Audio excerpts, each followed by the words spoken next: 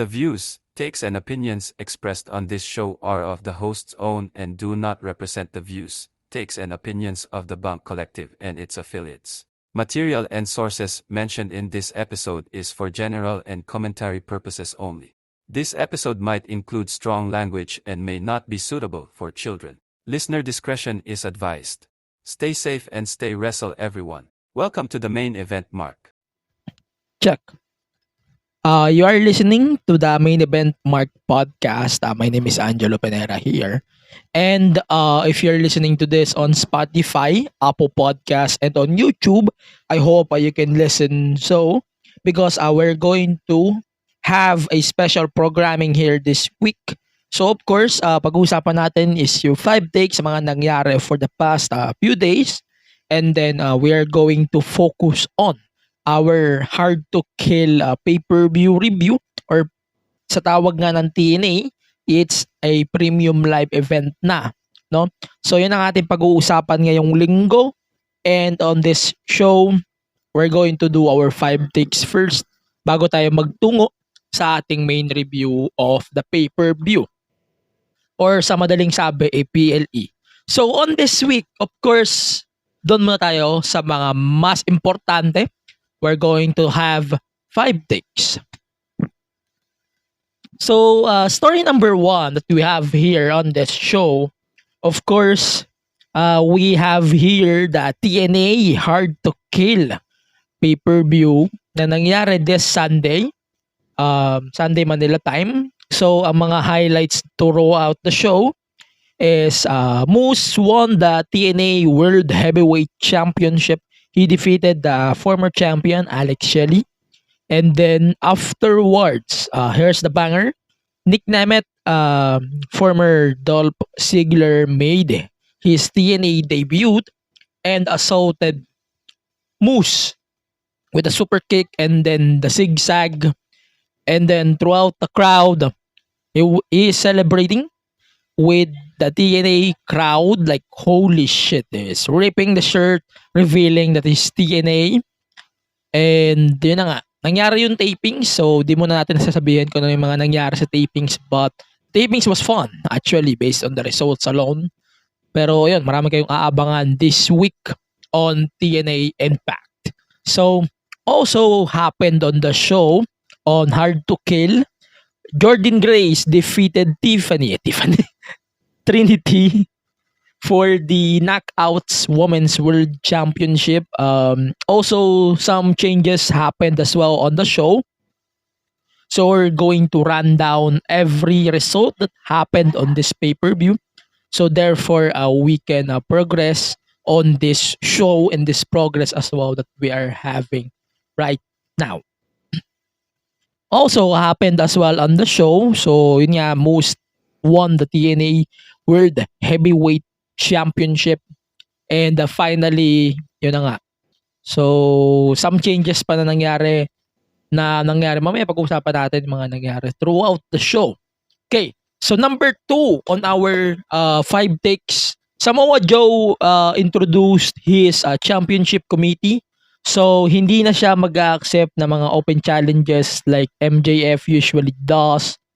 So actually yun lang din naman ang highlight ng Dynamite na to eh. So yan, he said that hindi na siya mag-accept masyado ng mga contenders, and medyo ililimit niya yung contenderships when it comes to this, no? So gusto niya kasi gawing basis yung record at saka yung reputation mo doon sa company, and of course on the belt itself, and yun na yung magde-determine on that. So, alam ba natin kung kasali ba dito si Bryan Danielson? Hindi natin alam. Pero yun, siguro mamaya pag-usapan natin sa half of the show kung ano yung mga first dito thoughts ko about this on this Samoa Joe Championship Committee. But it's actually good, no? Kung tatanungin niyo ako, it was an impressive decision to have this committee thing na medyo limited din yung mga title matches. Unlike the MJF thing, yes, I really like the idea of open challenges. But sometimes, open challenges is kinda overused. Yun yung masasabi ko. sometimes over challenges doesn't work most of the time, but it most works on it depends on the occasion, but most of the time it doesn't.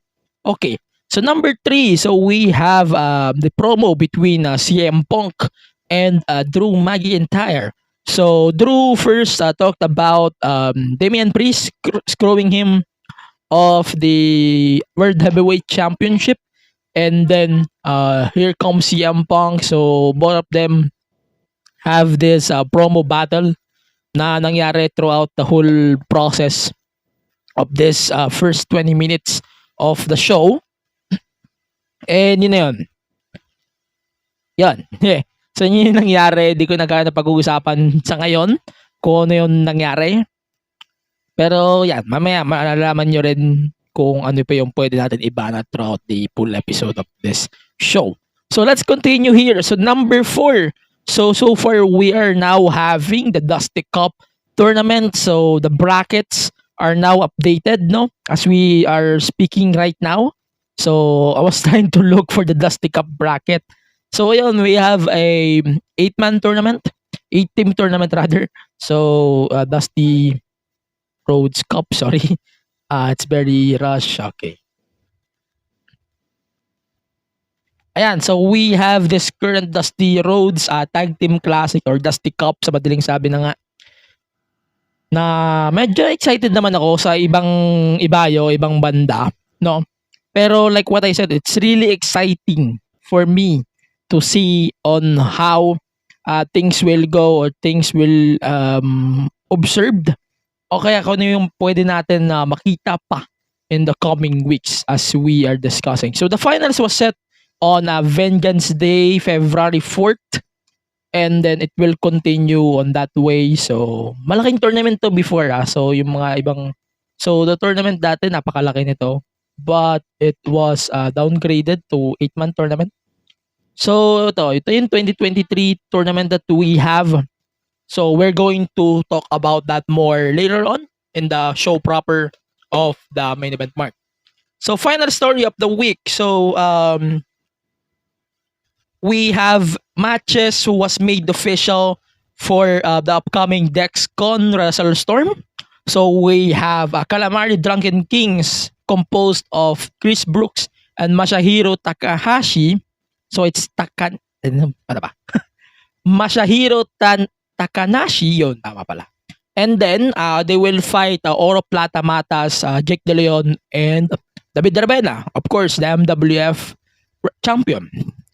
Sasabihin ko sana Pinoy Wrestling champion. But ayun, so Calamari Drunken Kings or CDK will fight Oro Plata Mata on the 24th of March 2024 at the Brawl Pit Bulusan. So we're going to discuss more on that later on in the show. So yun muna ang ating pag-uusapan. Also, nabalitaan natin for the past few days, Filipino Pro Wrestling just released a statement regarding on a talent actually that was trigger warning sexually assaulted someone. So we are not going to disclose details here on the show, but Filipino Pro Wrestling released this statement and we're going to read that once we got on the break. So also, but just an update on this. Actually, Filipino Pro Wrestling already released their own statement regarding on the future of that guy who was part of this issue that we are getting for the past few days. So we're going to get on that later on the half of the show, and we're going to talk about that more on the half. So for now, once we got on the break, let's run down what happened. Hindi ko na siya i-discuss masyado as requested by the victim. Napag-usapan na namin to few days ago. Magbibigay din ako ng iba kong opinion kung maaari.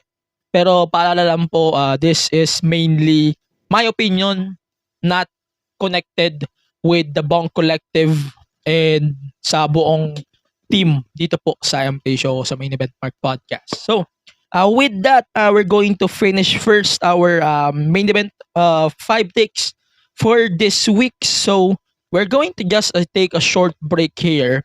And when we come back, let's run down what happened on Filipino Pro Wrestling. Let's address that in a room. But for now, let's check our bunkmates here on Bunk Collective. Annyeong, we are One to Sarang. Your next favorite Hallyu podcast. We talk K-drama. Mandaming kilig every time my we God. say K-drama. We also talk K-pop. Yung feeling ko sa 17 na they bring me so much happiness. And we live to entertain. What you gonna do when Dicky steak in front of Check us out now on Spotify and Apple Podcasts. Also on YouTube. Join us sa tawanan at kwentuhan from One to Sarang. Been wanting to learn about different careers? Or just need that nudge to pursue your passion projects? Here at Project Offbeat Careers Podcast, we talk to guests with unique careers outside the usual corporate shtick. Listen to historians, gamers, teachers, and cosplayers. See how they've succeeded and how you can apply their learnings to your workplace. Catch us on Spotify, Apple Podcasts, and YouTube. And get ready to take the off-beaten path with us.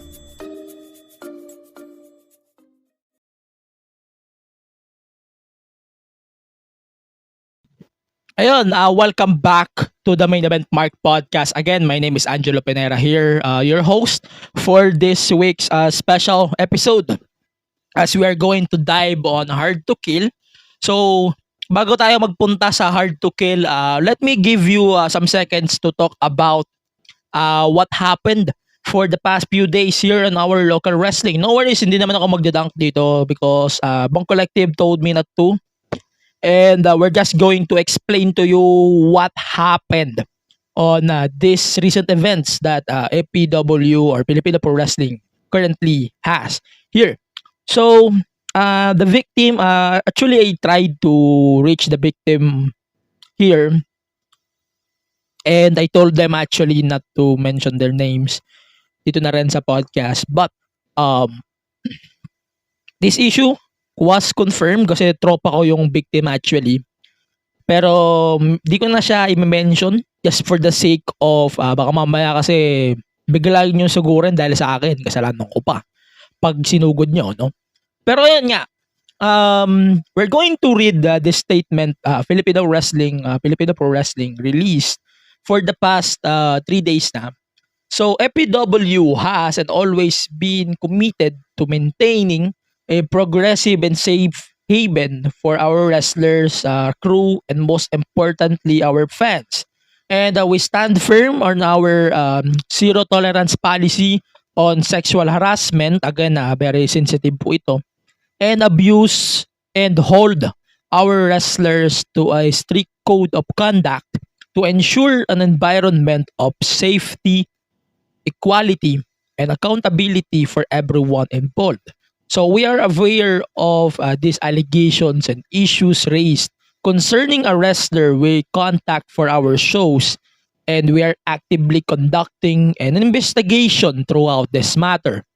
While the investigation is going, we want to express our heartfelt support for the individuals who raised their allegations. We understand the distress and such situations can cause, and our thoughts are with them during this challenging time.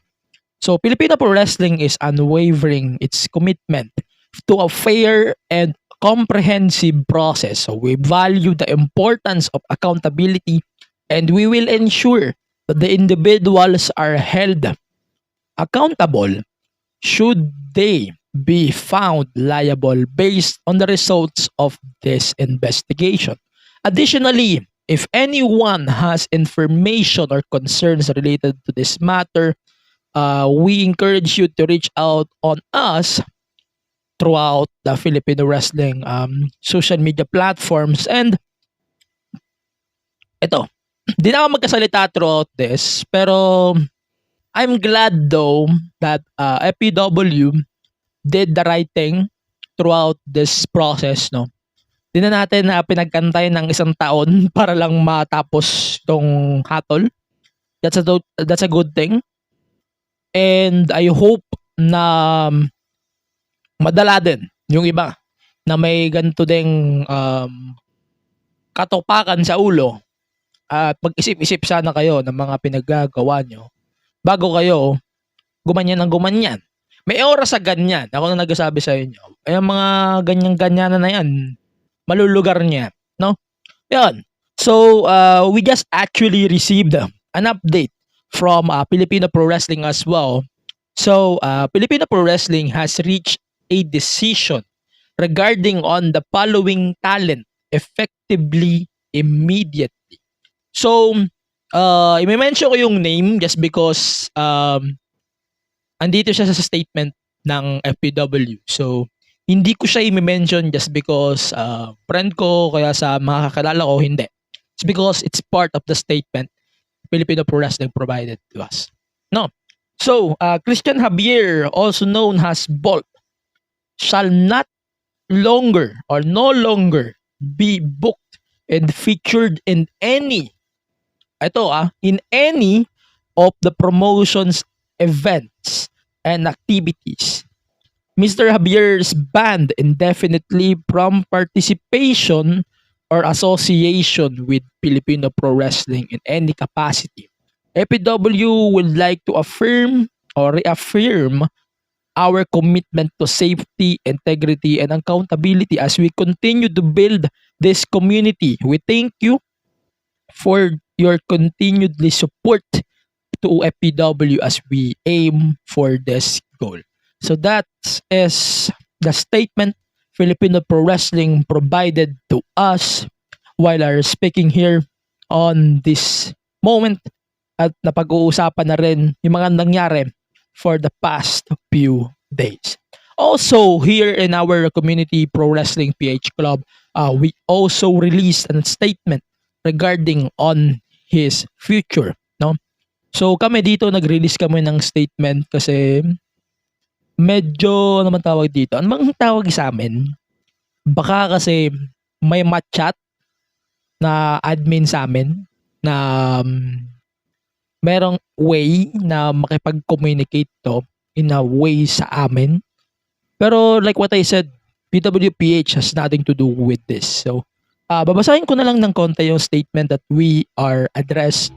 Sorry about that. So, babasahin na lang namin yung statement that we provided 2 days before actually Filipino made their statement at PW. So, to be released immediately. So, it came to our attention that the person in question on Filipino Pro Wrestling statement is on our premises, but as part of PWPH's move to ensure that there will be no bullshit in this community, not only to our wrestling community, to the wrestling community as a whole, we decided to remove and ban him from our premises. PWPH is implementing zero tolerance policy for such behavior, and I hope everyone can understand this move that we are doing right now. So, this is an official statement from Filipino Pro Wrestling. Of course, this came from me mainly, and we forwarded this to our PWPH committee. So, napag-usapan naman namin yan ng maayos. Ako lang ang naglabas noong statement sa labas po ng PWPH. Yun lang naman. So, daw magsasalita kasi baka madala ko yung pangalan ng BUNK Collective about this. Baka ano pa yung masabi ko. Kasi nababastusan din talaga ako. Lalaki ako.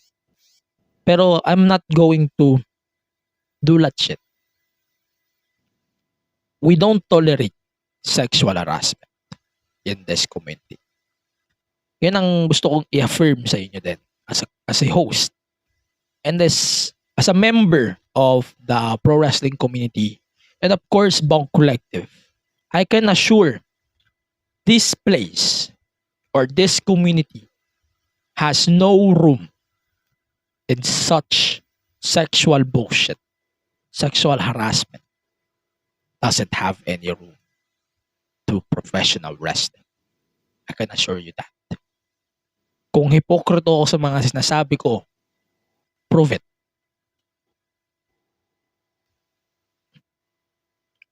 Pero yun lang muna. So, Bunk actually told me not to speak about this and para na rin sa safety ni victim. Si victim naman is fine na, nakausap ko na rin si victim. So, maraming salamat sa cooperation din ng lahat actually for assuring that the victim is fine actually. Nakausap ko na yung victim so you don't really have to worry and I hope that she is okay right now. And nakikinig naman siya sa akin so I can assure that she will listen to this. Baka ako makulong then kolong. Ayan, as we're speaking to this show, I can assure you, wala na pong manananggal o magtataranta do sa kanya sa mga susunod na shows ng MWF o kaya ng FPW, baka mamaya kung ano pa mangyari dyan. Pero, hindi natin pag-uusapan yun. Ibang bagay na yun. Mahirap na pag-usapan yung mga ganyang bagay. Okay, so, thank you very much for listening on this first half of the show. So, we can now continue on our regular programming. So, pag-usapan natin mamaya yung Hard to Kill, of course. Kasi yun naman talaga yung highlight ng ating podcast this week. So, let's start now with Hard to Kill. So, Hard to Kill happened last Sunday. And, naman tawag sa lugar na yun? Sa Palms in Paradise, Las Vegas, Nevada. So, ito nangyari na last Sunday. So, we're just going to run down a card na nangyari dito sa buong premium live event ng Hard to Kill ng TNA Wrestling. So, it's so nice to see TNA back in their name. So, yes, it's kind of nostalgic for some people. Pero, it's so nice to hear the TNA chants. Sobrang nakaka-proud maparinig o maparinggan yung chants na TNA, like, holy man, that was amazing. Like, come on, that was holy shit. Literally. Okay, so TNA Wrestling made the comeback on this show. At marami tayong pag-uusapan mamaya throughout the podcast. At marami din tayong i-address, of course, no? Yun. So, of course, TNA Wrestling, dami nangyari, no? Like, holy shit, that was fun. That was a fun show. Recap muna natin kung ano may mga nangyari at mamaya magbabato ako ng opinion about this whole show. So, let's start with the pre-show. So, we have Steve Macklin defeating Rich One by pinfall. So, the system, we have this system, mamaya i-address natin itong system na to. So, Eddie Edwards and Brian Myers defeated Frankie Kazarian and Eric Young. Also, Crazy Steve defeated the champion Tommy Dreamer for the TNA Digital Media Championship. So, the main card started with the Ultimate X for the women or knockouts. So, Giselle Shaw defeated Alicia Edwards, Dani Luna, Jody Threat, Tasha Steeles, and Saya Brookside. Tasha actually signed again with TNA, and Saya Brookside was signed by TNA during Hard to Kill. Oh, we can continue. So, PCO defeated Dirty Dango actually by disqualification, and it continued with a 6-man tag with Rhino, Jake Something, and PCO beating Alpha Bravo, Oleg Produce. Paano ba tama pagsabi doon? And Dirty Dango. So, also DK defeated MK Ultra, Killer Kelly, and Masha Slamovich for the TNA Knockouts World Women's Tag Team titles. Also, there's a 3-way match between Chris Sabin, Elijah Vikingo, and Kushida. That was an amazing match as well for the X Division Championship. So, Josh Alexander defeated Alex Hammerstone for the Battle of the Heaviest in TNA. So, actually, si Hammerstone is still a free agent as we speak. So, yeah. Then ABC defeated the Rascals. Then Laredo Kid and Mike Bailey. Actually, it's supposedly Sino nga ba ito? Si Trent 7. Trent 7 na iwan dahil nung kanyang travel issues. And then, Grizzled Young Veterans. In a 4-way for the TNA Tag Titles, Jordan Grace defeated Trinity for the Knockouts World Championship. And the main event, Moose defeated Alex Shelley for the TNA World Championship. Both of them are cash-ins. Grace was for the Collier shot. Moose was for the Feast or Fired briefcase. And yes, that's it for our Hard to Kill card. So let's start with the thoughts. So ito na. Nick Nemeth made his TNA debut, assaulting Moose, the new TNA World Champion, and he wasted little time setting up an expectation or impression as well kung paano nga ba yung magiging takbo ng brand going forward with him being the top face of TNA Wrestling. It's impressive to see a former WWE guy again to lead the charge. Actually, it's given to us that Motor City Machine Guns leading up the charge here, but to see Nick Nemeth just signed with New Japan, competing with New Japan soon. And then now we have him here on TNA. It's just amazing to see Nick Nemeth down the road. And like, holy man. Imagine to see him winning the TNA World title. And it's actually possible for us to see him winning the world title as well. No? Pero yun, let's continue now here with things that we got moments ago. So, continue natin with the TNA World title. So, the match was fun. Personally, the match was fun. Medyo napuruhan parehas, actually. So, si Shelly, napuruhan niya rin yung injury ni Moose that was focused during this whole match. And then, parang lumabas pa at some point yung buong the system. Like Eddie Edwards, Myers, Alicia Edwards, and then the Angelo Williams. Nag-try sila ng interference dito, but they are took out eventually by Chris Sabin and Kushida. And then, parang hindi rin siya nakailangan ni Moose. Like, yun na nga. Moose won the belt thanks for a spear. And eventually, he won the belt. And afterwards, ito na nga. So, ito na yung nagdala. Sa tingin ng ibang fans, ito na yung nagdala sa buong Hard to Kill. But to me, it doesn't. So, Nick Nemeth made his TNA debut. And then, he cleared the ring. Hit him with a super kick. And then a zigzag. Then, running throughout the crowd. Chased by the system. And then, that was an electrifying moment that solidified the new era of TNA. And wow, that was amazing. So, ito lang, mga counting thoughts lang that we can take from here. So, Alex Shelley entered the match as the third longest reigning TNA champion with 216 days. That's actually long, no? Sobrang given na siya na. Pero sobrang fast-paced din kasi nung booking ng TNA Tara. So medyo maikli. Mahaba na siya. Then, sabihin din natin actually na sobrang laki ng pinayat ni Moose.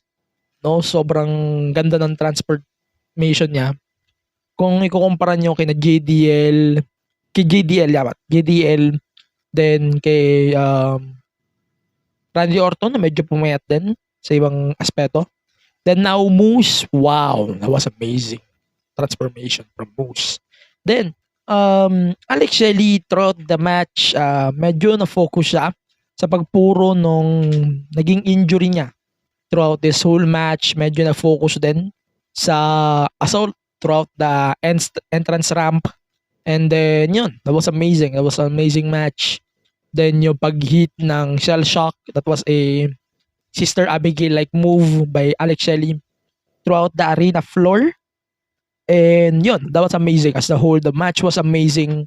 I could not say everything about this whole main event of Hard to Kill. And then it completed with Nick Nemet's debut, exclamation point, bang. That was amazing. Yun. So, that's for me. But I could not address the whole card pa. Pero ito, address ko muna yung thoughts ko about the main event. So, the main event was fun as a whole, no? As a whole, that was a fun card kung ako yung tatanungin nyo. Then, yung main event muna. Masyado akong nag-aatat. Yung main event, that was a fun match. Moose winning the title feels transitional to me. Yes, it's very transitional. Parang binitawan lang nila yung Peace or Fired ni Moose just for this occasion na parang they cemented his legacy with the TNA title and the Mr. TNA banner that he is flexing throughout his career since 2020. And now, he is the TNA champion. That's enough. To me. Wala na siya kailangang patunayan. Moose doesn't really have to prove himself to the people because he is now Mr. TNA. He is the undisputed TNA World Champion. To me, the direction of Moose here, it's very simple. So, since Nick Nemeth is now with TNA, parang ang gusto kong mangyari, kunin muna ni Alex Shelley yung rematch niya for the TNA title. Then, as usual, mag-interfere na yung ulit yung system. So, it might lead to Shelley losing the match and Moose ultimately beating Shelley this time around with the system on his shoulders. And now, he can now focus with Nick Nemeth probably by the next pay-per-view, possibly Rebellion. Na ayun, eventually, he will win the TNA title right there. Pero possible din na pwedeng Slammiversary kung tatagal si Nick Nemeth na mga 1 taon, 2 taon, that's enough. Pero yun lang muna ang aking thoughts about Alex Shelley versus Moose. Ayun, that was a fun match. And yung stable din, yung stable ng the system, na-form lang siya during the kickoff ng Hard to Kill. Tangina, isa pang bagay na pwede kong i-address. Yung TNA Plus, by the way, medyo hindi ko gusto yung setup ng TNA Plus. Explain ko sa inyo. Yung kick-off, yung countdown ng Hard to Kill, they promised that the kick-off is exclusive through everyone who will subscribe on TNA Plus. And that's correct. No? So, parang ini-exclusive nila yung kick-off show sa mga nag-subscribe sa TNA Plus. And I hope this move na hindi na siya ulit mangyari because it's kinda bad idea to put a kick-off show on a, on a paywall na kung saan yung mga kalaban mo, hindi naman yung ginagawa yung WWE or even AEW, they don't really do that on their paywalls kasi pre-shows are normally free. And I hope that this move by TNA is just a one-time move na yung kanilang kick-off shows ay nasa TNA Plus exclusively at hindi at nakapagtaka, wala siya sa Thriller TV. Thriller TV is airing HTK2. Nakakapagtaka kung bakit tong Hard to Kill na kick-off show is not on Thriller TV since Thriller TV also airs Hard to Kill in full at mas mura pa kung kukumpitin mo ng mabuti based on my pricing that I have here on my account. Nasa 2.6 ang Hard to Kill sa TNA Plus. That's you have to buy it by pay-per-view, no? O kaya bibilin mo siya ng 1 taon, that's 12,000 pesos. Kung bibilin mo siya sa TNA, sa Thriller TV, that will cost 1,200. But it doesn't include the kickoff show or this countdown that it should be included. I hope by the upcoming shows like itong No Surrender, Sacrifice, hindi na siya maulit ng ganon kasi such a bad idea. At saka isa pa, hindi pa natin alam what's the future of the TNA subscriber or sa subscription nila sa YouTube. Di rin nila ina-explain throughout the broadcast, for the past few days. Medyo missed opportunity lang to me. Dapat sana in-explain. I hope TNA can explain to their subscribers on what will happen next for the TNA Insider subscribers or for the Impact Ultimate subscribers, yung Ultimate Insiders na lang. I hope they can explain that for the upcoming weeks. Medyo medyo shady. At hindi rin klaro yung pag-explain nila na, okay, mag-subscribe kayo sa TNA Plus because that's our new service. How about the YouTubers or the YouTubes na nagsasubscribe doon sa YouTube nila na pinag-eeran din ng TNA Wrestling? Like TNA Weekly, TNA Impact. O kaya itong parating na explosion na ibabalik ni TNA. No? Diba? Paano? Tsaka I hope, ito seryoso sana ibalik nila yung kick-off sa YouTube kasi it's a kick-off show. Huwag niyo ipagdamot. Parang pinagdadamot niyo yung kick-off show. Even AEW and WWE doesn't do that. Sana one time off lang talaga. It's such a bad idea na yung kick-off show naka-paywall. Yun lang sa akin. Let's continue now to some matches pa na pwede natin pag-usapan. The rest of the matches, actually, pag-usapan na lang natin. You can read my thoughts on Patreon. You can support the show on Patreon. That's $1 a month for our Patreon. We're going to continue with this written reviews. At saka yung mga thoughts pa. May magpapato naman ako ng thoughts mamaya. Okay, so let's continue with the TNA Women's Championship, the Knockouts Championship match. So Trinity's reign actually was ended. Actually, ito na yung favorite kong title run ni Trinity so far, ni Naomi. Ever. Since she debuted from WWE, she won some bouts there. And now she left reinventing herself in the ring. And also reinventing wrestling, women's wrestling in the process. So it's so nice to see Trinity coming back with this mindset na mas pulido na si Trinity sa ring, mas mas whole package na siya kumpara dati sa huling Trinity na naabutan natin sa WWE. Pero yun nga, Trinity was defeated by Jordynne Grace. The match was solid. Then may sense din naman na logic siya. Di dahil sa ali siya, it's very given, no? Pero like Jordynne Grace is definitely a competitor who actually deserves the TNA Women's title.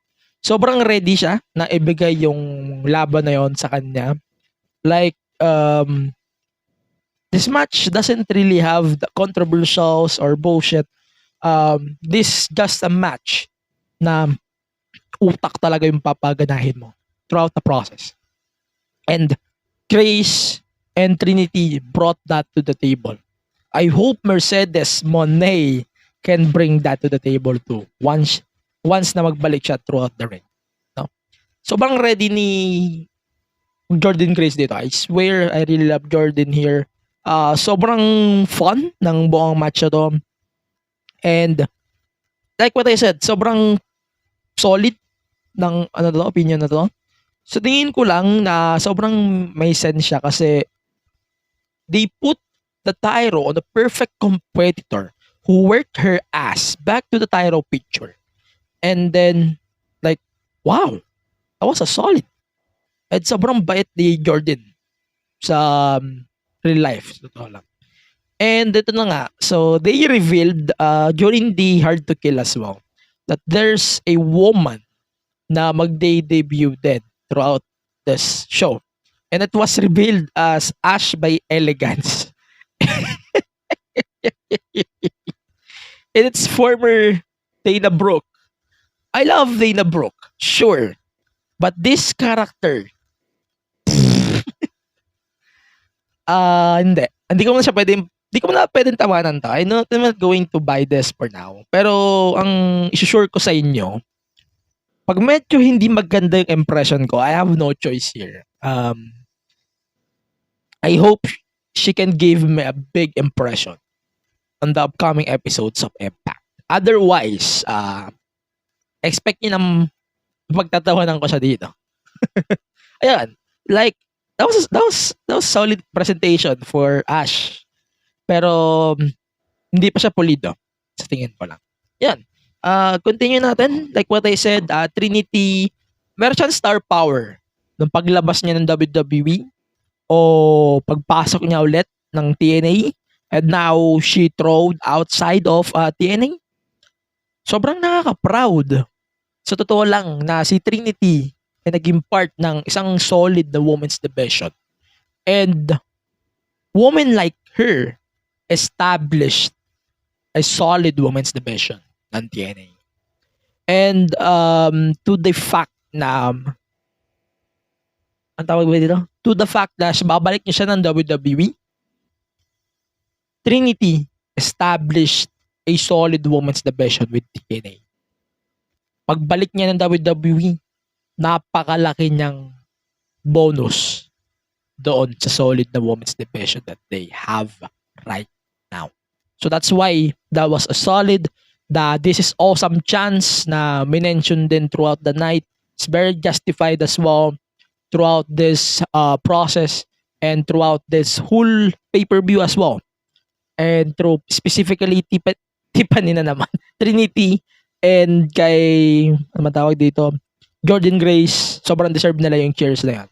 I swear, that was a solid night, that was a solid pay-per-view. Walang tapon. Continue natin. So we have the 4-way for the TNA World Tag Team title. So we have ABC, the Rascals, GYB, Grizzled Young Veterans, and then Speedball, Mike Bailey, and the Redo Kid. So originally it should be Trent 7, but due to travel issues, he was replaced by Laredo Kid. So the whole match was fun. Ito medyo cliche na sa akin na may mga multi-man tag team titles match si TNA. And sobrang literal na non-stop talaga yung action nitong buong match. No surprise din sa akin na nag-retain ang ABC. Pero ang sure ako magkakaroon pa ng title shots ang GYB. I doubt na aalis sila doon nang wala. Pero yun, that was a great match. Sa tingin ko parang ano man tawag dito? Patikim pa lang ng pwedeng ibigay ni TNA itong 4-way na to. Parang binigyan lang tayo ng preview. And to show that in one match, I think that's very solid. In my opinion, that was very solid. Yun. So, the match was fun, sa totoo lang. And nga, unfortunately, weather and travel issues nga, hindi siya na-allow na maka-join. That's Trend 7. And, yeah, that was solid, man. And, this match, actually, ito yung match na walang worse, sa totoo lang. Based on what we got on this whole night, ito yung match na sa tingin ko walang worse. Walang tapon talaga. That shows how loaded this field that we have on this 4-way. So it's more on a patikim. Paano pa pag nakita mo sila ng one-on-one? Paano pa? Di lalo na. Diba? Solid. Yun. Regarding the title match, ABC retained the TNA tag titles right there. That was fun as well. Okay. So, let's continue here. Josh Alexander beating Alex Hammerstone, one of the biggest free agents that we have right now. So, that was hard hitting. That was physical. And sa tingin ko, ito yung match na sa tingin ko na nagdala sa TNA.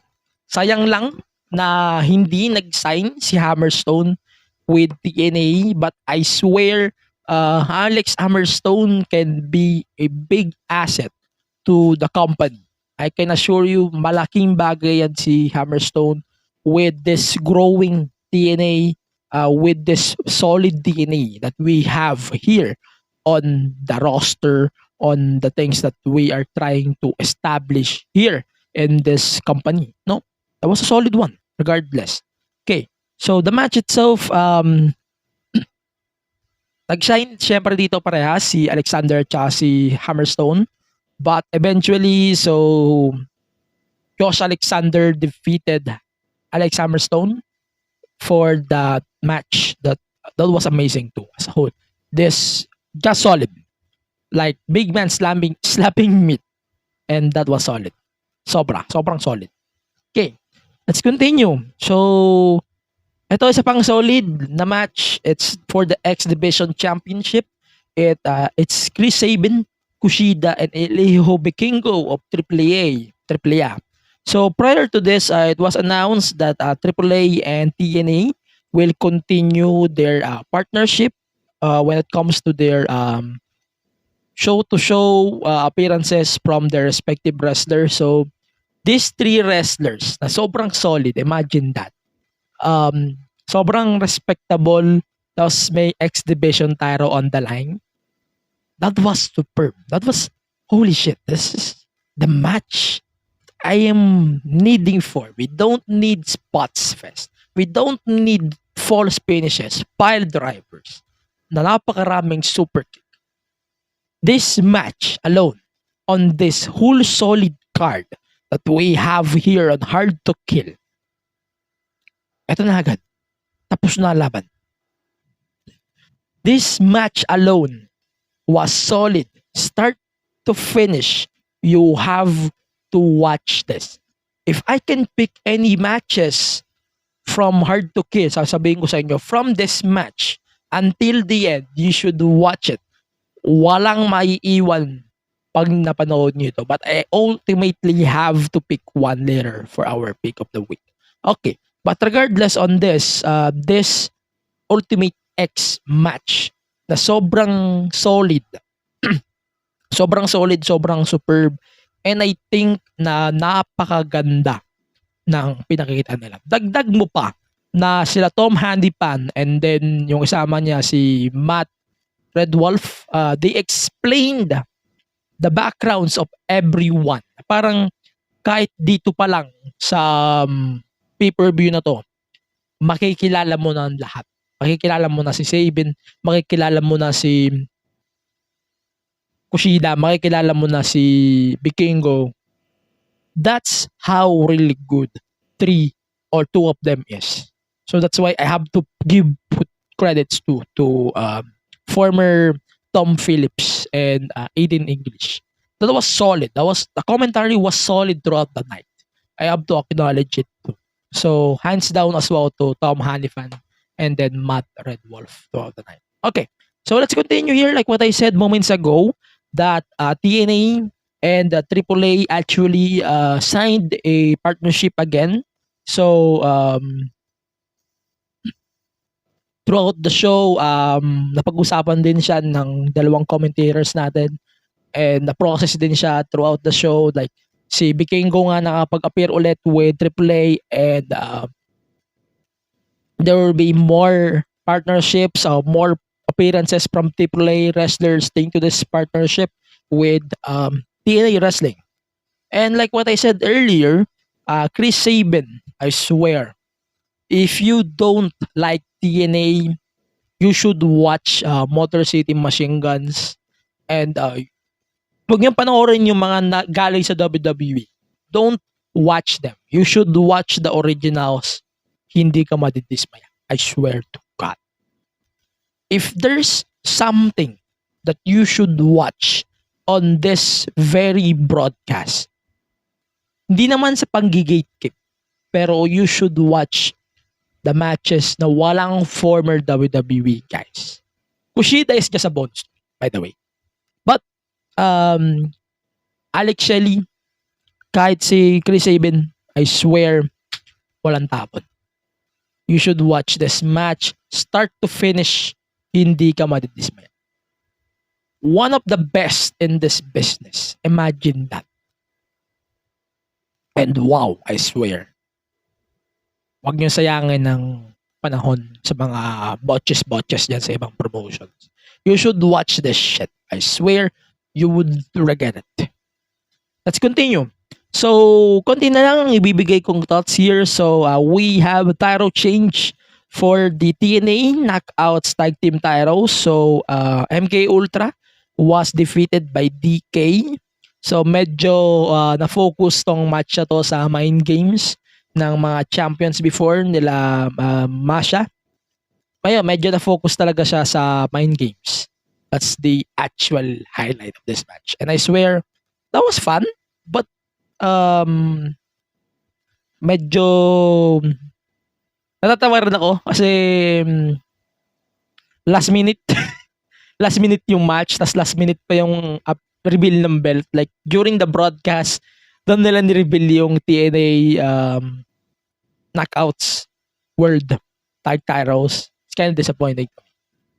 Yun.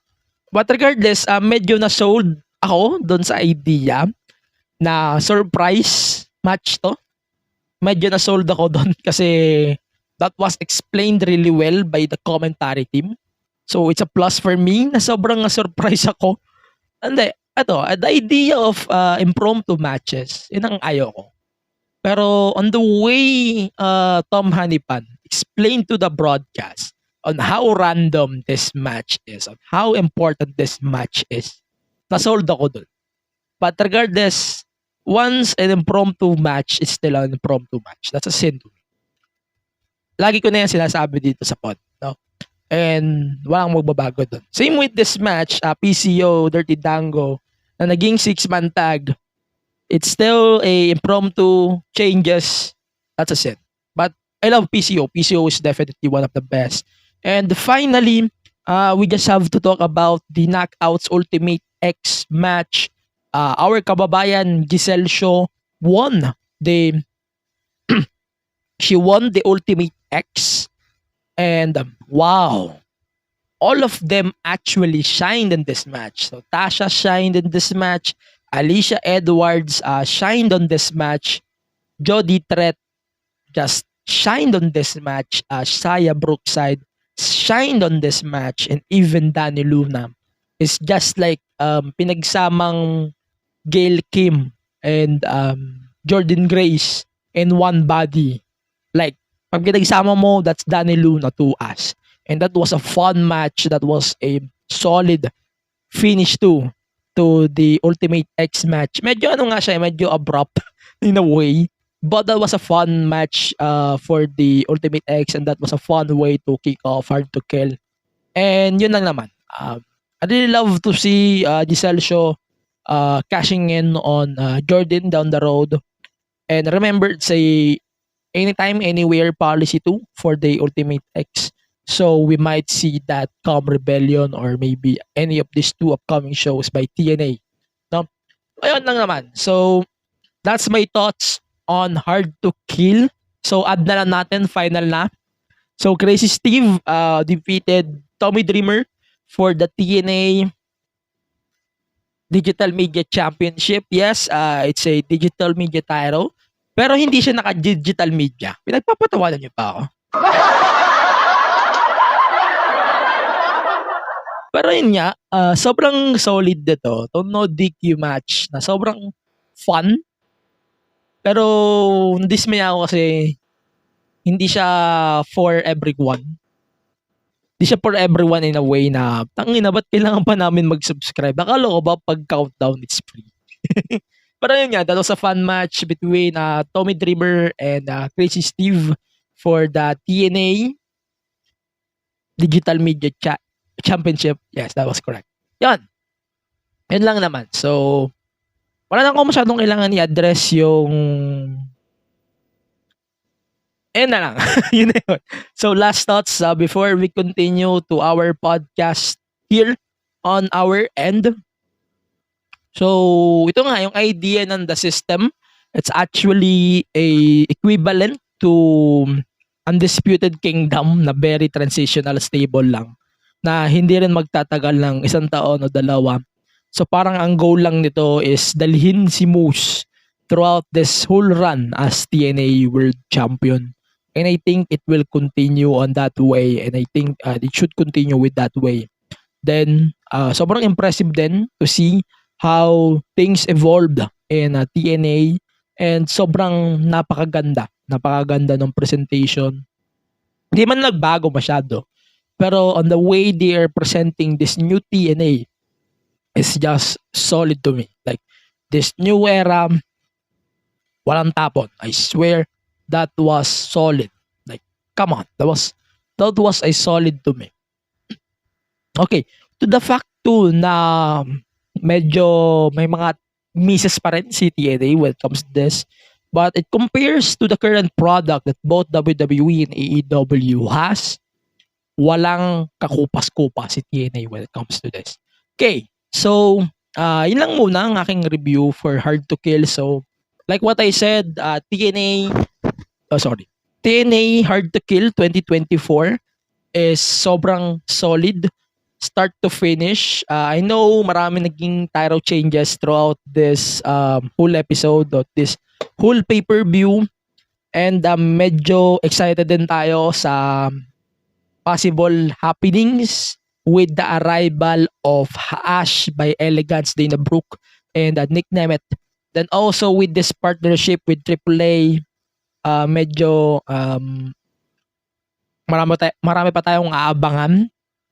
Like this three-way, the Hammerstone, Alexander match, the Knockouts, the World Title match. And I think nakapag-set siya ng standard throughout this whole card that I think it should be enjoyed by everyone, not by everyone who is only watching TNA. I hope na ma-enjoy din siya ng mga fans na ngayon lang nakapanood ng TNA and manonood din ng mga susunod na TNA shows. And I hope that will not change. Okay. So, the atmosphere throughout the show, I swear, it's like NXT noong 2016, 2017, 18. And thanks din kay Tom Hanipan again, tsaka kay Aiden English, kay Matt Redwolf. Sobrang iba yung pakiramdam. Hindi siya TNA, hindi rin siya NXT. It's more on a WWE programming, but in this ballroom, napaka-solid na iba yung feeling. Iba yung feeling ng TNA pay-per-view na to. And it's just bonus to us to have this TNA branding, TNA brand that they are showing to us, this solid wrestling show we are having for TNA Hard to Kill. It's just wala nang tapon sa akin. Sobrang important ng pay-per-view na to for us, and I hope that it will not stop from there. Marami pang shows na darating, and I hope it will not stop from there. Yun lang. Yun lang naman sa akin for Hard to Kill. So yung iba ko pang thoughts na pwede kong maibato ay ibabato ko na lang sa Patreon ng podcast. So that's on patreon.com/MEMWrestling. So again, that's patreon.com/MEMWrestlingPod. So yun lang naman. So that was a fun match. That was a solid thing to mention. Like what I said, napaka solid itong TNA Hard to Kill. And hindi mo akalain na TNA pay-per-view ito. Sobrang solid din kasi Saya Brookside, GYB show themselves too that they are belong with the TNA. Naglo-look forward din ako kay Dana Brooke personally. Yan lang naman. So, ayan, overall, TNA Hard to Kill was solid night. That was solid night. I-up ko na lang yung thoughts ko in text. Mas mahabang explanation ng aking mga thoughts throughout this whole episode or throughout this whole pay-per-view. You can always support us on Patreon, patreon.com/MEMWrestlingPod. So for now, we're just going to take a short break, and then when we come back, pasadahan natin itong mga recent news that we have on this wrestling scene.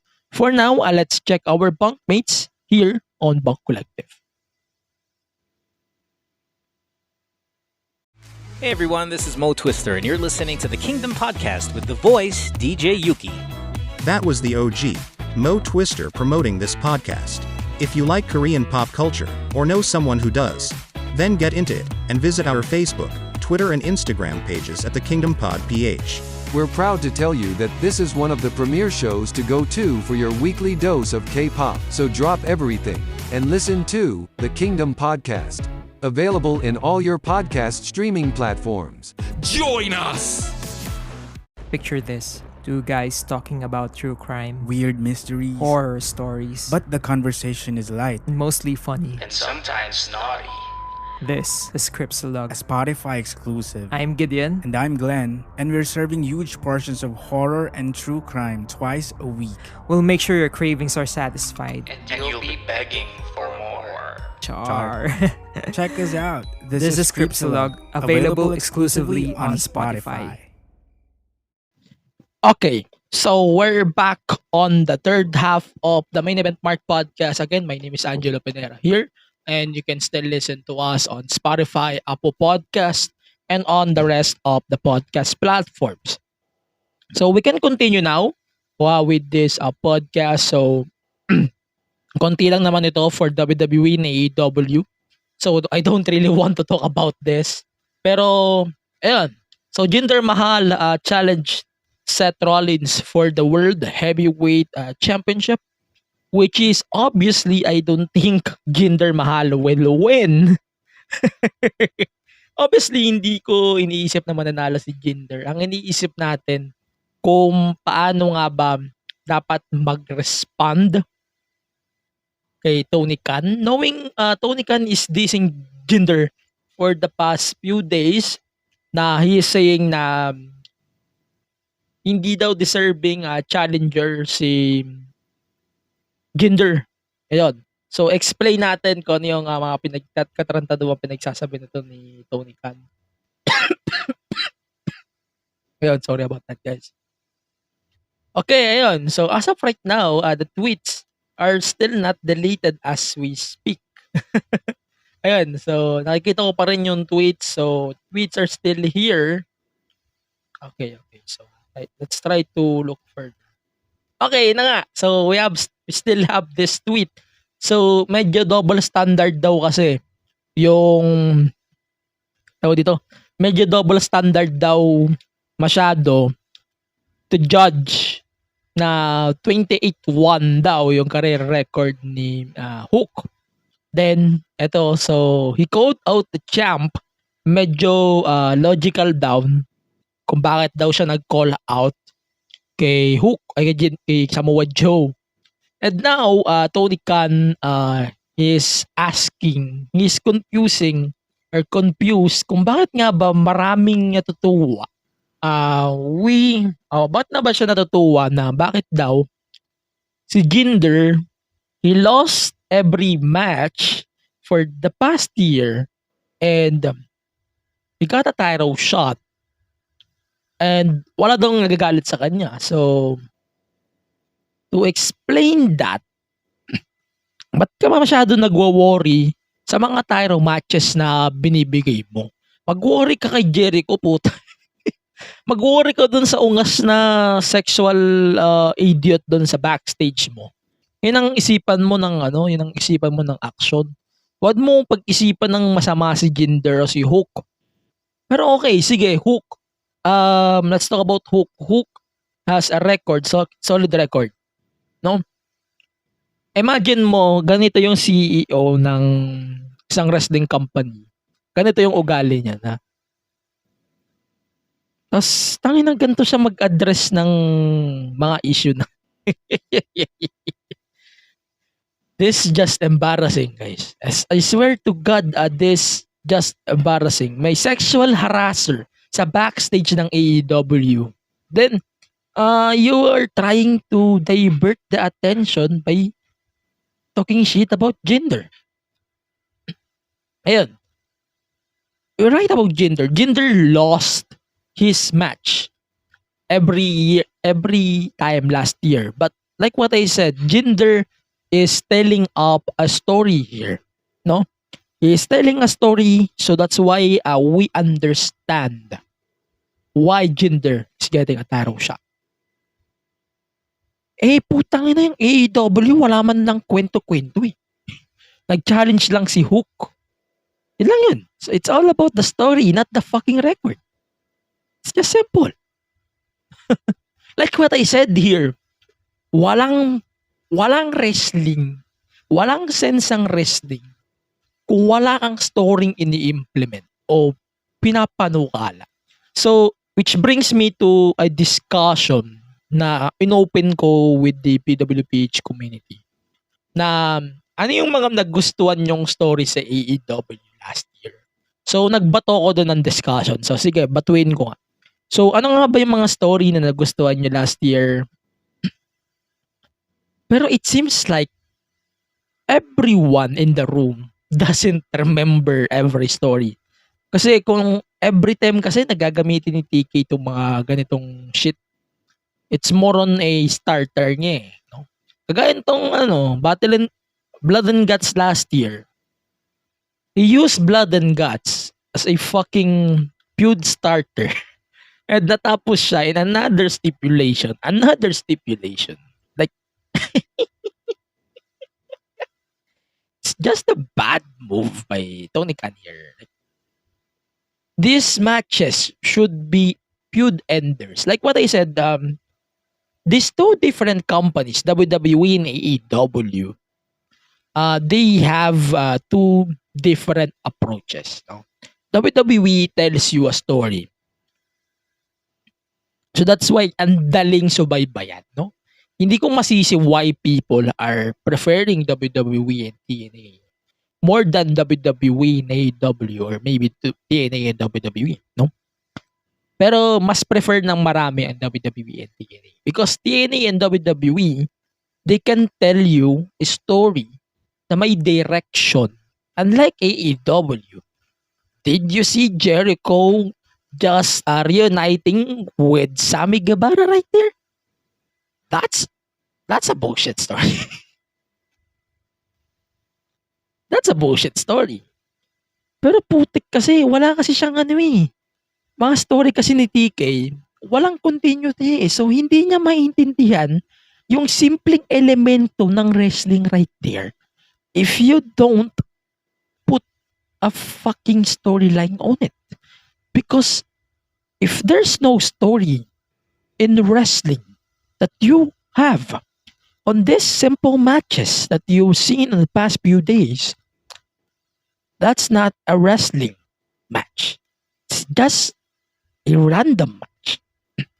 But like what I said, Tony, to be fair, he has a good point pointing out Jinder losing every match for the past year. But like what I said, Jinder is telling a story right there. And it's a valid story to get a title shot.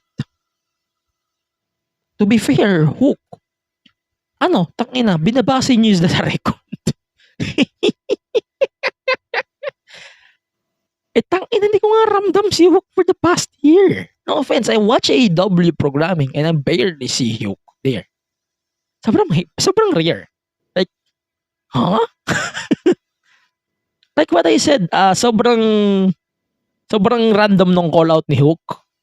Then hindi rin siya gana na feature. Medyo is a shame din because I really love Hook too. Pero I like what I said. Kailangan lang siya ma-feature ng malala. So, kaya ko din naman i-valid yung challenge ni Hook. As long as he is being challenged or being featured more. Ang problem hindi. Jinder, in the other hand, just blowed the whole internet. And that's a win. And also, like what I said, Jinder is telling a story. Hindi pa pwede sa wrestling or in wrestling in general na magtetel ka ng story na wala man lang continuity. That's what AEW loves to do. And it's just a bad thing to say. Kasi like, he's telling a story right there. Kung may mga galit sa aking AEW fans, sampalin ko kayo ng promo ni Jinder doon. Like what I said, he is starting a story right there. Ayun yun nga. So, it's just crazy to hear Tony Khan whining about this. Like, come on. Sobrang hypocrite mo din. You made the match official for Dynamite this week between Joe and Hook. Same as this week with Seth and Hook or Jinder. It shows like you're a hypocrite too. Pero yun nga, I would love to see both of these matches official. Pero wag ka naman mag-worry masyado kay Jinder. Kaya kay Hook, wag ka masyado mag-worry dyan. Mag-worry ka kay Jericho. Jericho is just annoying.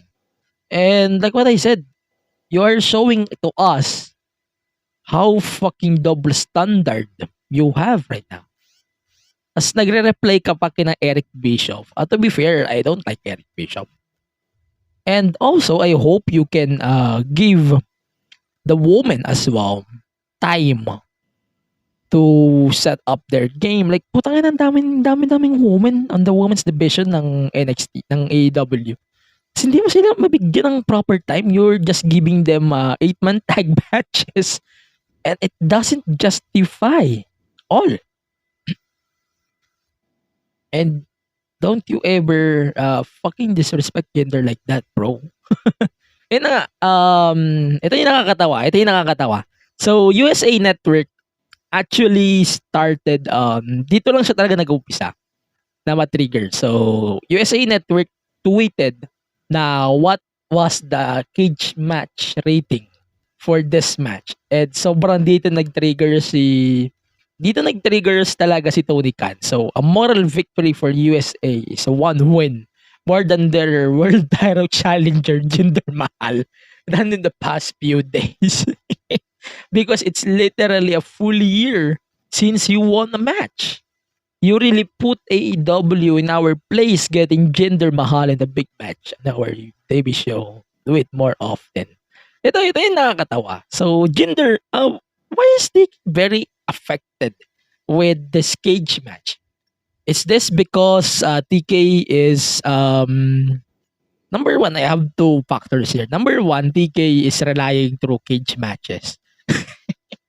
Nakakatawa, pero he is relying to a website na nakakatawa siya i-explain kasi cage match is a website na random 5 fans, no? Medyo may halong bias dito sa mga ganitong cage match, no? Ratings. And dito siya nagbe-basic o nagbe-basis kung maganda ba yung isang match sa AEW o pangit. Nakakatawa siya kasi parang hindi siya nanonood ng mga matches niya.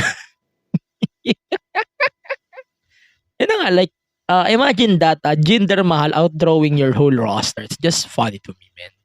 It's just funny as fuck. Yun. I wish Tony Khan, manahimik ka na lang muna.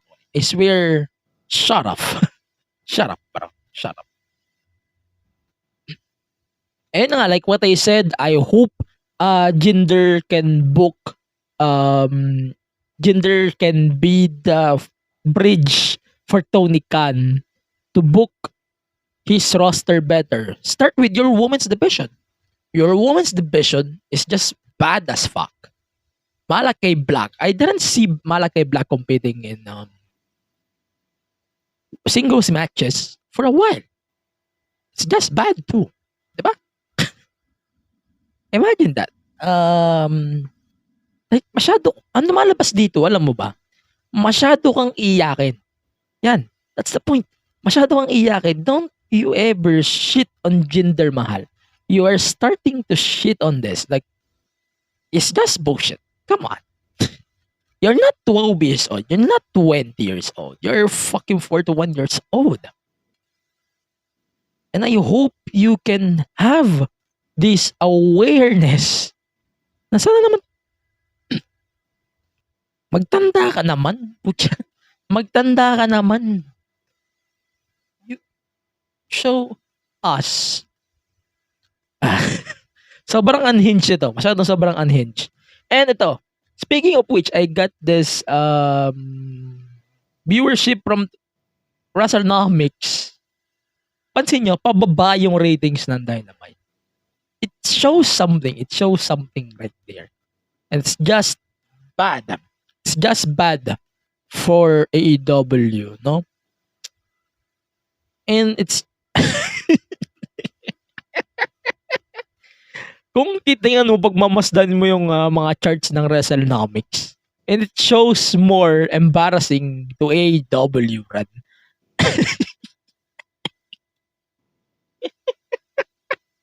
And I'm saying this as a fan of AEW.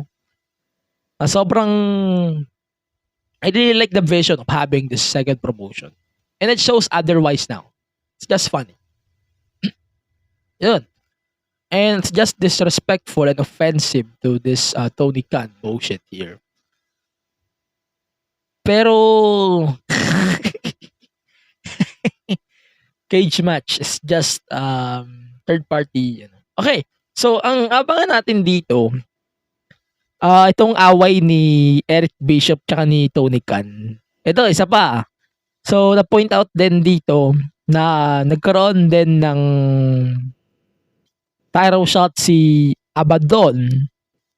Tas wala rin sa TV for over a year. Same situation as Jinder. So, it's medyo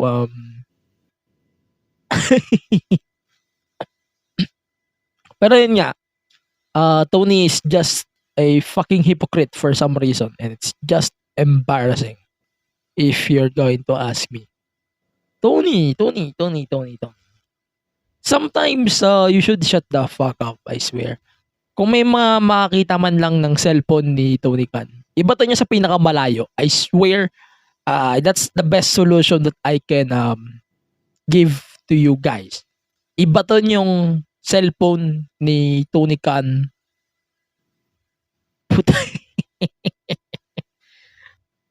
Hindi ko kayo pipigilan. I swear, pakibato po ng cellphone ni Tony Khan. Wala po kung irereklamo sa inyo. That's one thing that you should do at this point.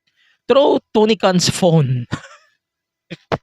Wala po akong magagawa dyan. Ganyan po talaga kabarumbado yung ugali ni TK. It's just bullshit to me.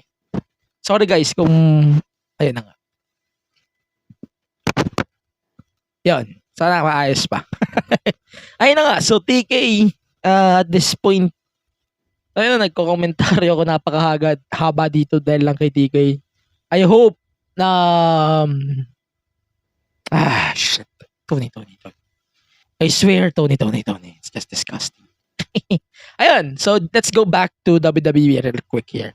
So, CM Punk made this promo. Yun na nga. Hindi ko na mo seryoso because we're talking about Jinder na. Because we're going to back to WWE. Pero yun nga, Drew and Punk segment. That was a fun promo battle between Drew and Seth. And Punk and Drew. I swear, I cannot wait to see more of that when it comes after Royal Rumble. Like, wow. What the hell? Ayun na nga. Let's continue with that. Then, ano pa ba pwede natin mention? I swear to God, guys, if there's a reason you should watch Raw, is this. You should watch R-Truth. I swear, I like this story. Sobrang, it's more on focused on comedy spots. Like, sobrang ganda ng presence ni Dominic tsaka ni Truth dito. Like, it's very understandable na sobrang okay lang. It should like stand out, but it's more on a continuity filler lang para mag-feel doon sa Bloodline or sa Judgment Day and our Truth story. And I really love this. Like, and also yung video ni Truth telling his story on how he joined Judgment Day. That was a fun shit right there. That was holy shit. That was fun.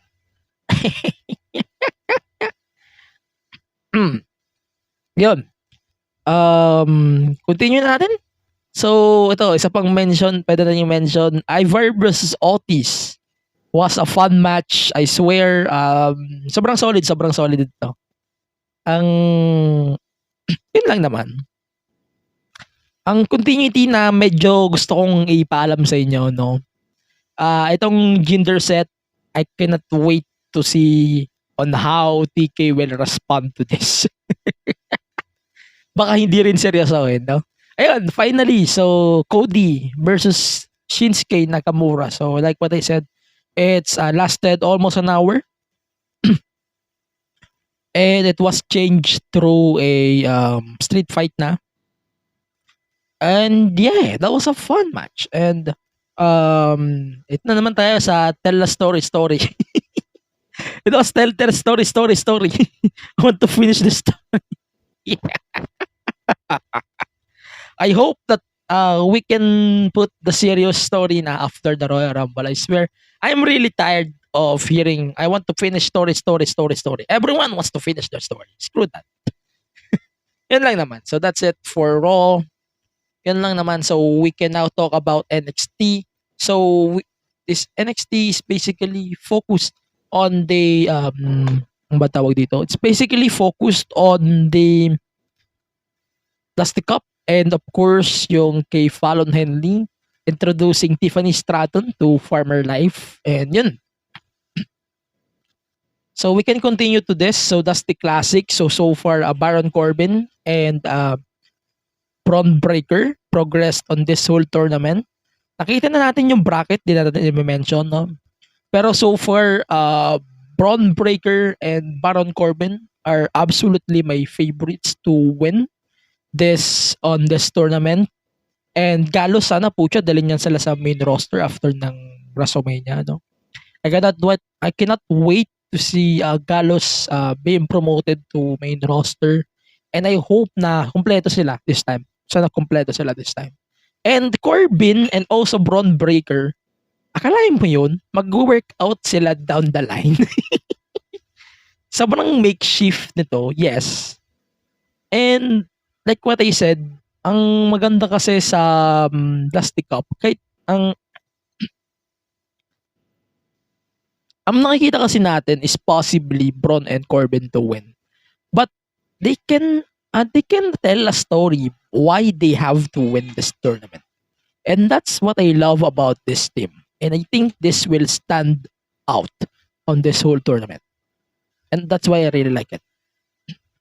Okay, continue natin. So, Lola Vice, she teased that she will cash in her title shot on Lyra Valkyria. But eventually, it wasn't.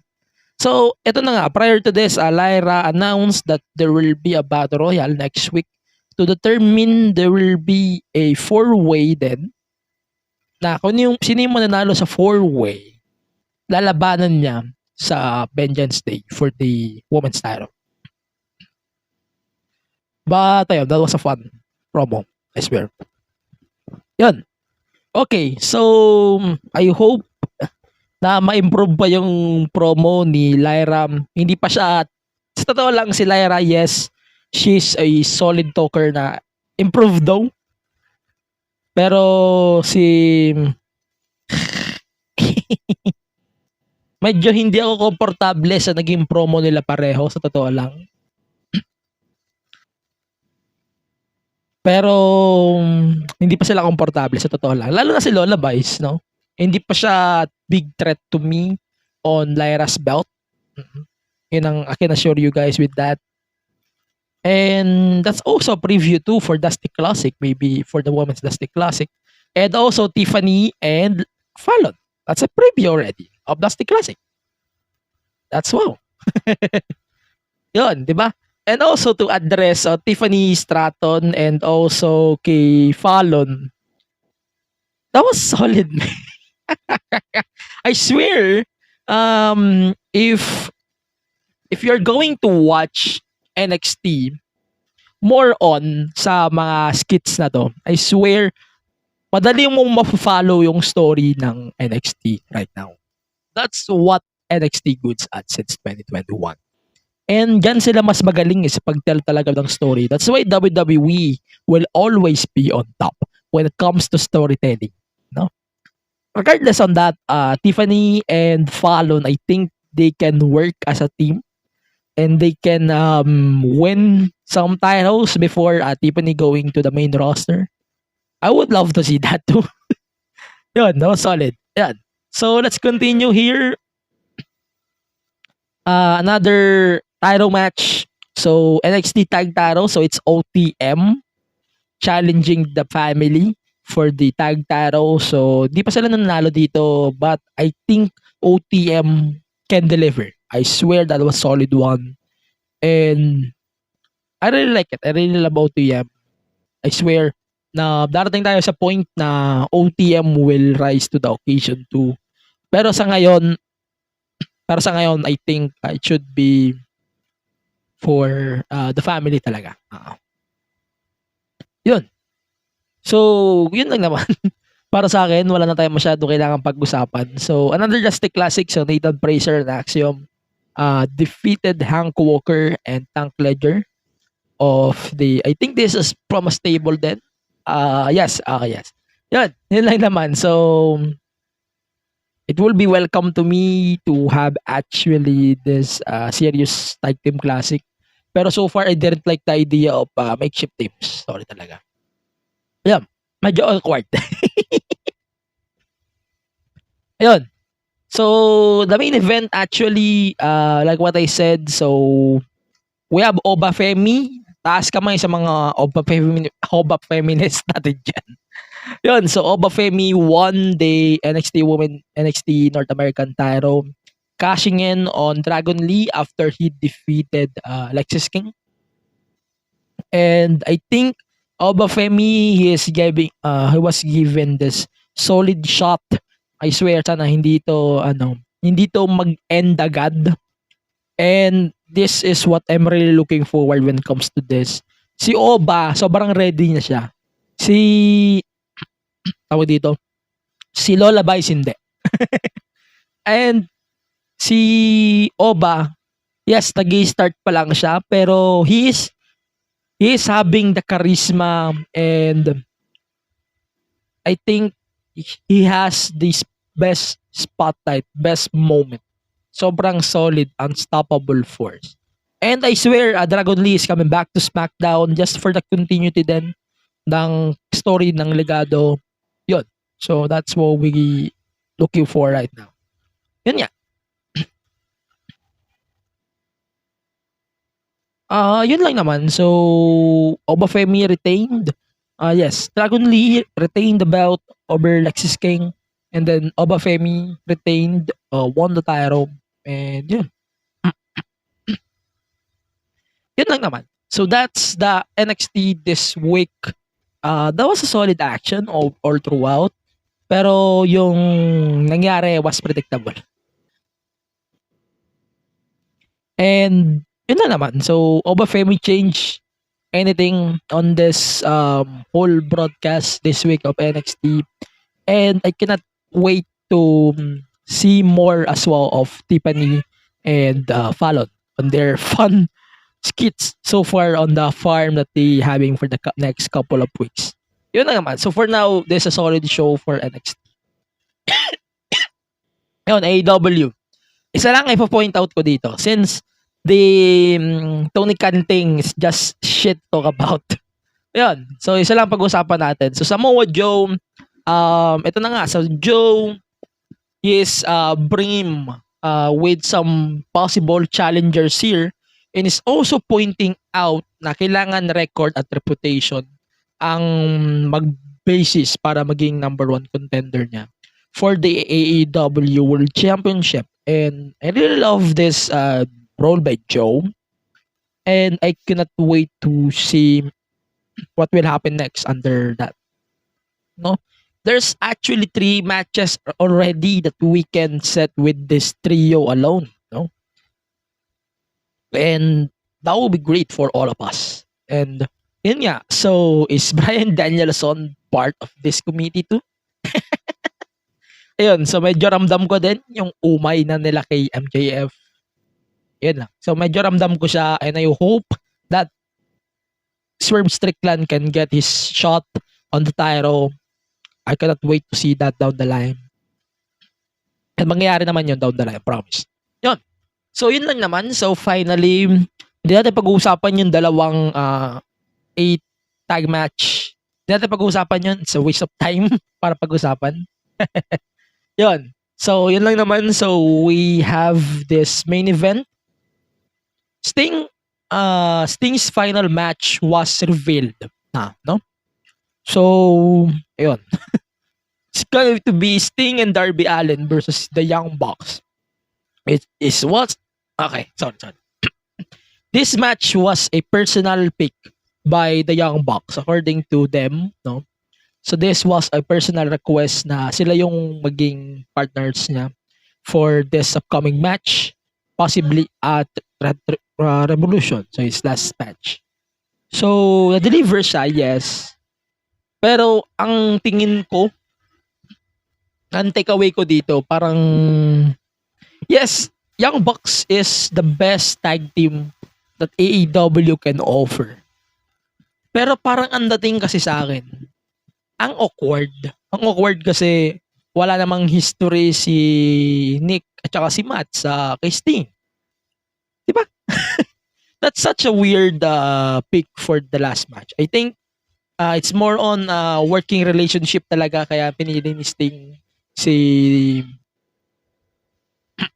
kaya pinili ni Sting yung Young Bucks. It's very understandable why he picked both of them. And to put them in a spot like that, it's very understandable. Pero, okay. Yun lang naman. So medyo, kung ako tatanungin nyo, yung buong Dynamite na to, panoorin nyo na lang yung last week, hindi kayo maiiwan. Yan masasabi ko. Yan lang naman. So, hindi nyo mamimiss yung AEW programming except for Joe. Thanks to this. Hindi nyo mamimiss yung buong AEW thing. It's basically the same as last week. Yun naman na pag-usapan on this week's episode of the Dynamite. Yun lang naman. So, that's it for our podcast this week for the pod. Ayun, final na lang, makalimutan natin. So, bago lang pala ito. So, bagong-bago lang pala. So, wala man tayo kailangan mamiss masyado dito. Pero, ano ba kailangan natin?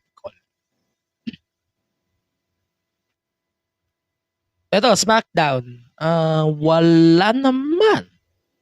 Dahil yun nga, ito pag-usapan pa muna natin. So, we have Bobby Lashley addressing the WWE Universe. Then, it's more on this promo again and now cementing themselves as the members of the Pride. And they're now baby faces, no? Pero, yun. Wala naman masyadong kailangan i-focus. And also, Karrion Kross's new stable is now Final Testament. Yun lang naman.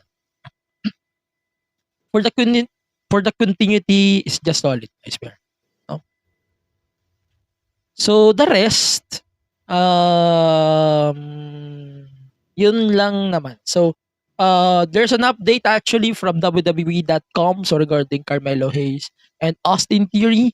So, medyo masakit sa akin na medyo abrupt yung naging ending nito because there are appearing to be a head or neck injury by both of them. It's kind of sad for me and props to Corey Graves and Kevin Patrick to explain on what's possibly can happen on this. They're actually trying to explain to the WWE Universe what happened on that spot. And that's, I think, a really good job for both of them for this role, no? Yun lang naman. So, medyo incomplete siya to me, but like what I said, it's just solid.